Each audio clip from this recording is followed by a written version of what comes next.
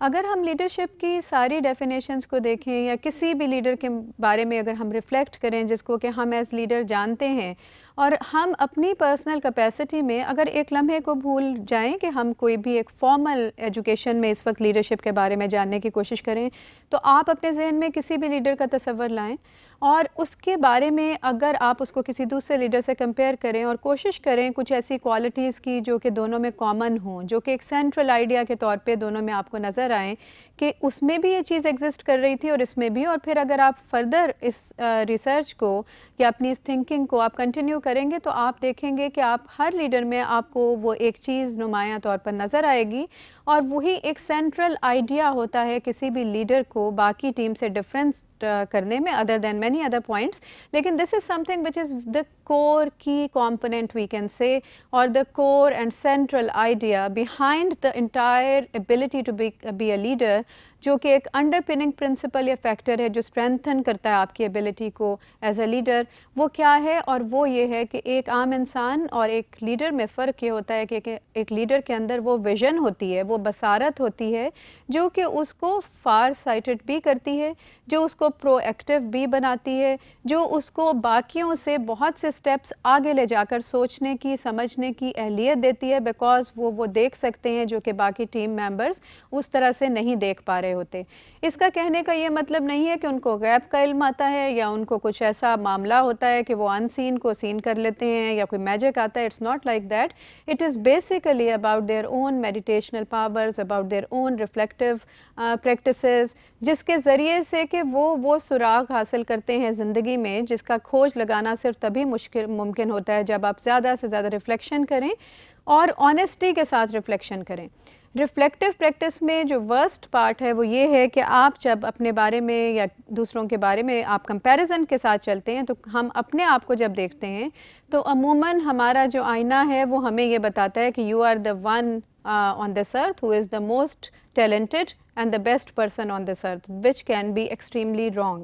So leaders, first of all, they don't have any kind of biases, and then these kind of biases do not affect their vision. So vision is something which is the central idea, which is the core component, which you will find in every leader. And if you find that somebody is claiming to be a leader and that person does not have the vision, so eventually you will come to know कि वो एक महज लफाजी है, महज एक तरह का एक कार्रवाई है, उसमें वो डेप्थ नहीं आ सकती। क्योंकि जब विजन होती है तो उसके बाद में उस पर्सनल विजन की वजह से आपके अंदर सर्टेन ऐसी एबिलिटीज़ डेवलप होती हैं जो कि आपको एक सर्टेनिटी की तरफ लेकर जाती हैं, आप में इंटेंशन डेवलप करती हैं। जितनी विजन स्ट्रांग होगी उतना ही आपका इंटेंशन स्ट्रांग होगा। आपको मालूम होगा कि what are you doing, why are you doing, and then you will start working on how to get to that.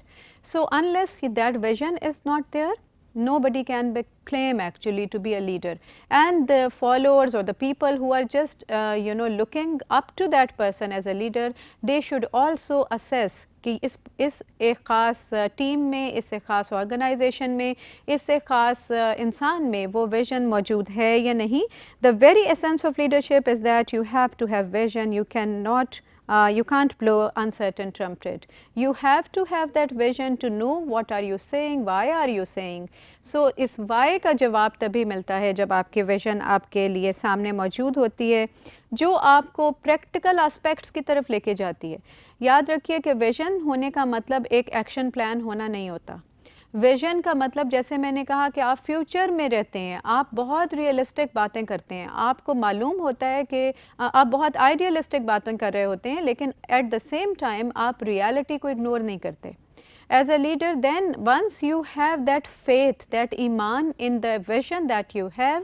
and you are very clear about that, उसके बाद आप उस एक्शन प्लान की तरफ जाते हैं जो कि रियलिस्टिक होता है। सो आप बातें आइडियलिस्टिक कर रहे हैं, लेकिन आप प्लान जो देते हैं, how to get to that will be realistic. अगर आप अपनी टीम मेंबर्स के सामने एज अ लीडर कुछ ऐसा प्लान कर देते हैं, रख देते हैं जो कि बहुत ज़्यादा एक